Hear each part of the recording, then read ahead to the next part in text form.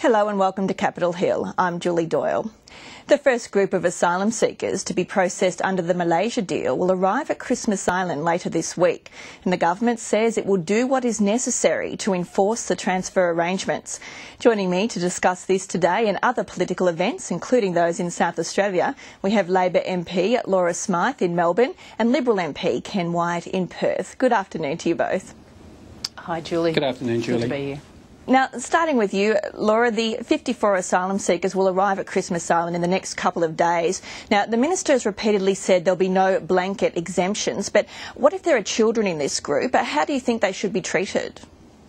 Well, Julie, the transfer arrangements that have been entered into with Malaysia will apply to all who arrive here by boat after the 25th of July.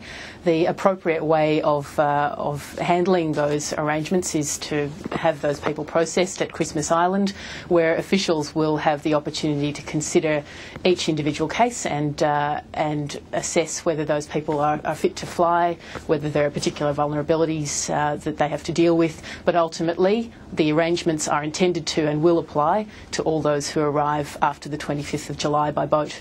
Now, you've spoken in Parliament last year about the need to ensure the protection of basic human rights. Are you comfortable that these people will have their human rights protected?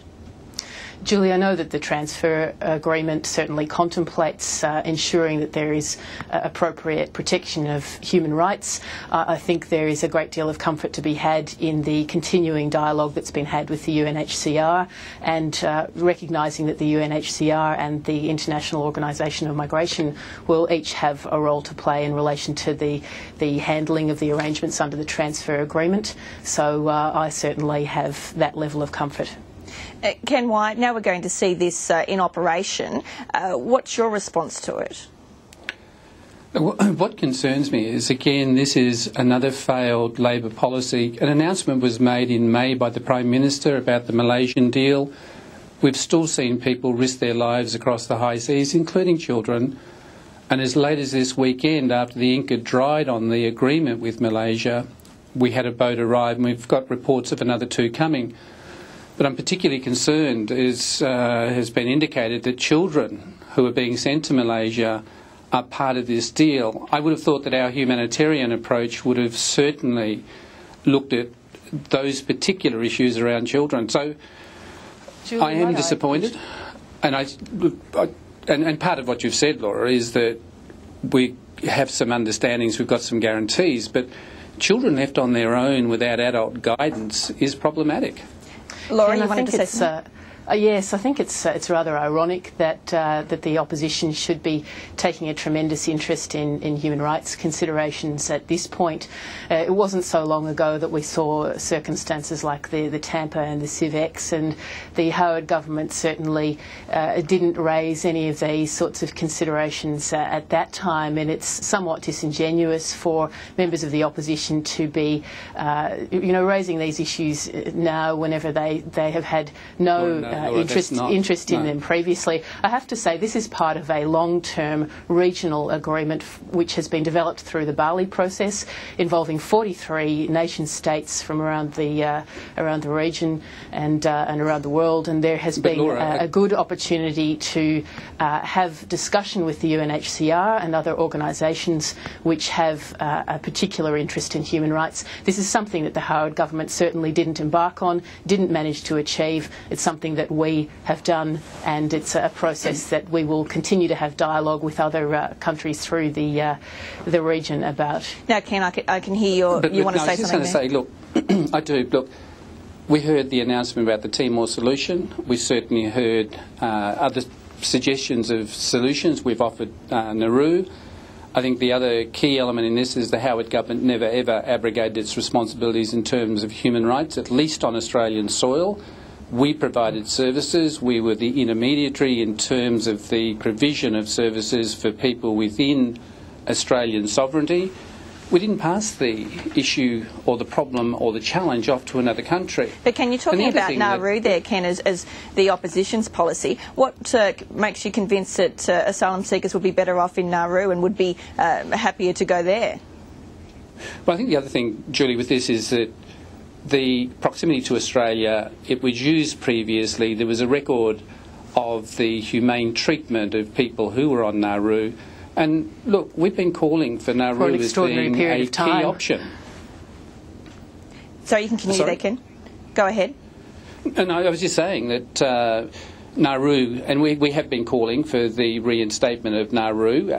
Tony has been on the front foot saying this is a solution and that the Prime Minister should pick up the telephone and make a call to the leader of Nauru, because this is much closer than Malaysia. And look, the Minister for Immigration himself has indicated that some of these people are quite likely to find their way into Australia. So it's not really a deterrent in the way that has been suggested.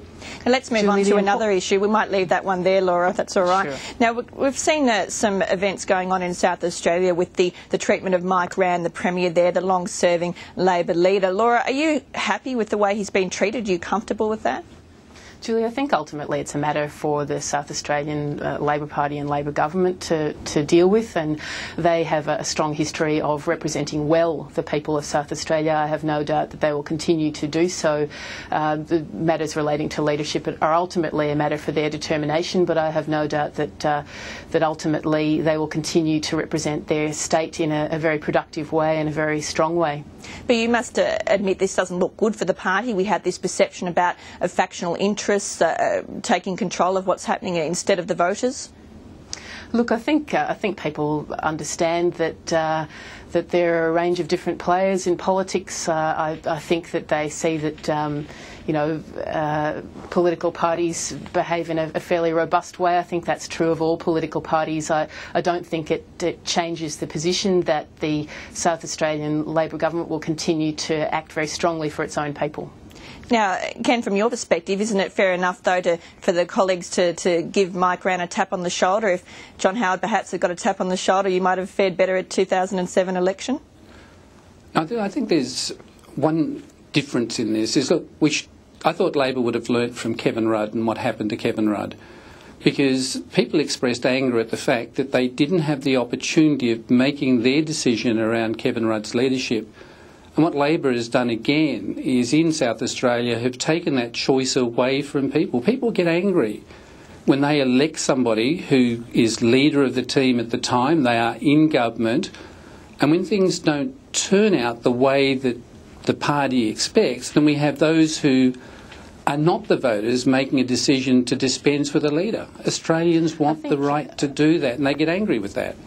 I think, Ken, people understand, and people are fairly sophisticated in their understanding, that they elect members of a political party to office, and I think it's a little bit rich for members of the opposition to be critiquing the Labor Party in relation to its own internal processes. One only has to look at the ongoing saga of Malcolm Turnbull and Tony Abbott to realise that the Liberal Party is very well prepared to engage in its own internal politicking, and I think we should probably all be a little bit more conscious of that reality. But Laura, in this situation, Mike Rann has said, Laura, that he's not going to go until he's tied up a few loose ends. He's going to be in place for a few months. Does this make it an untenable situation in South Australia?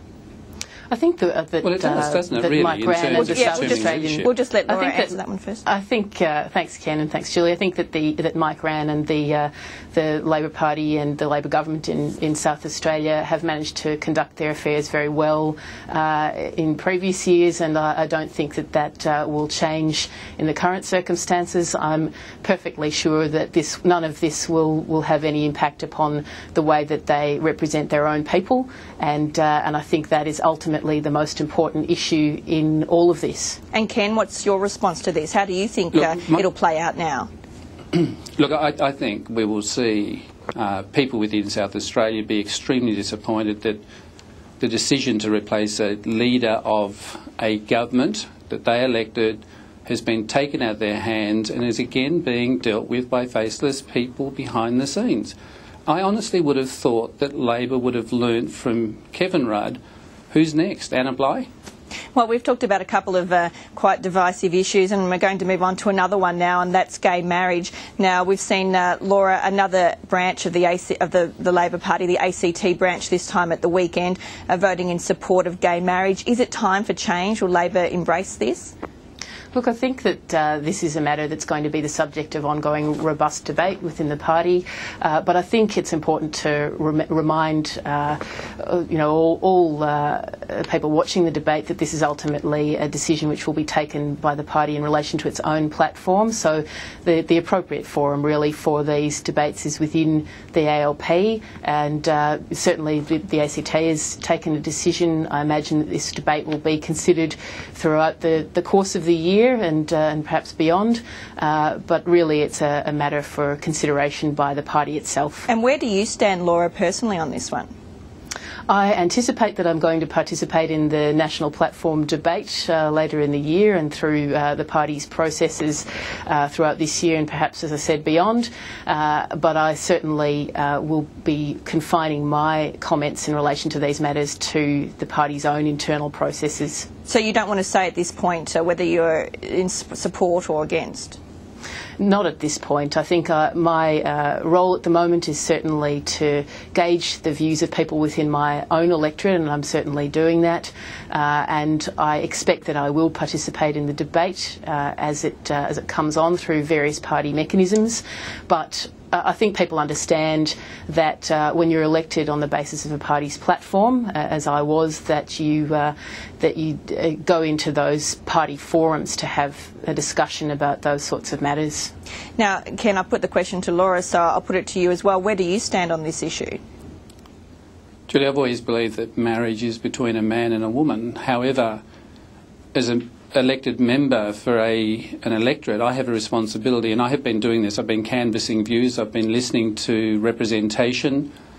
And if the majority of my electorate comes back to me with an overwhelming response that they want me to support a particular way, then within our democratic processes, I will take on board those views when it comes to the debate in the Parliament. And certainly the Adam Bandt, which is the Green agenda on this issue, if his motion is debated, then I'll certainly project the response of my electorate in the debate that occurs. So you will take on board whatever your electorate says, even if it goes against your personal views?